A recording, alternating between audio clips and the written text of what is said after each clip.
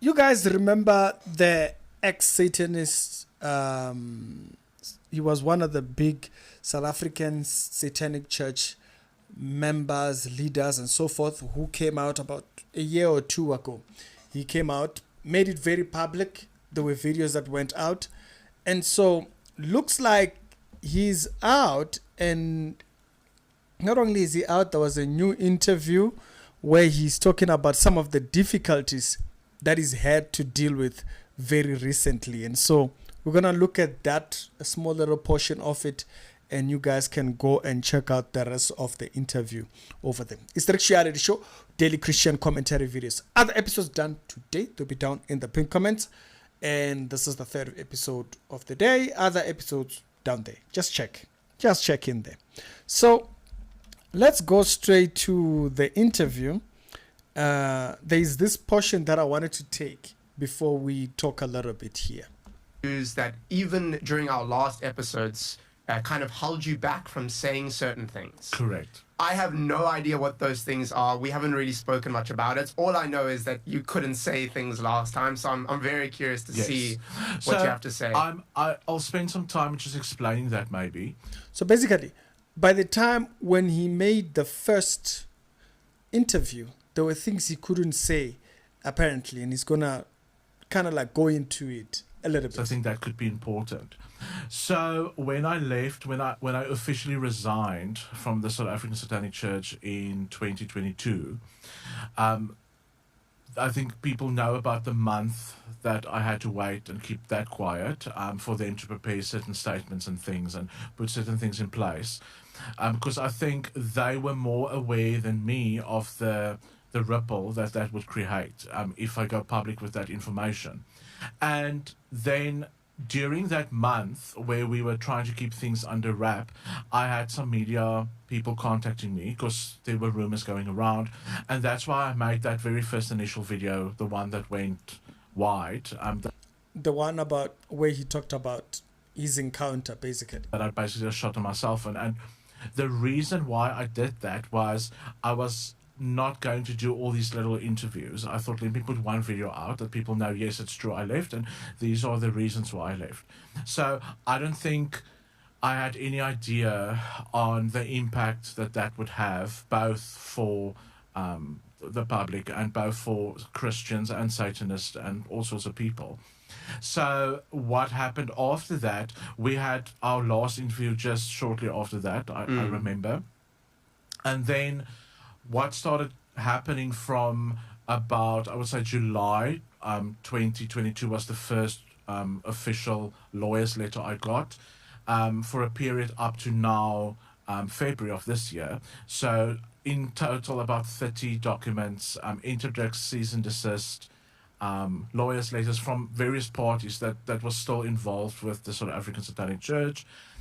30 lawyers' documents trying to silence it. And because I signed a NDA, a non-disclosure agreement, on the day I actually resigned, this was the document that they constantly used as, you can't say this, you can't talk about that, you can't.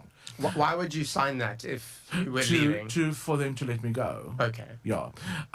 And I think the main, if you want to call it, idea behind that was for me not to be able to talk about specific people, to protect people's identities, because I think some people know, some people don't know, there's quite high, if you want to call it high, let's use the word influential people that's involved in Satanism, especially in this country and certainly around the world. But a lot of the members consisted of CEOs of big companies, people in the media industry, people in music, etc. That was the main reason also. And then I released a few videos by myself. So this resulted in them obviously sending me these documents, and I had to start taking videos down, some of the original videos I made as well. And the person who funded their legal team, sadly he committed. YouTube does not like words like that. I just want to also make it clear that what I'm doing at the moment and moving forward is I'm not exposing specific people and their families, etc. That's not what we're doing here. But so that situation is extremely sad, but this resulted in the people who were still very actively pushing the South African Satanic Church not being able to continue the legal process of not deregistering it as an organization.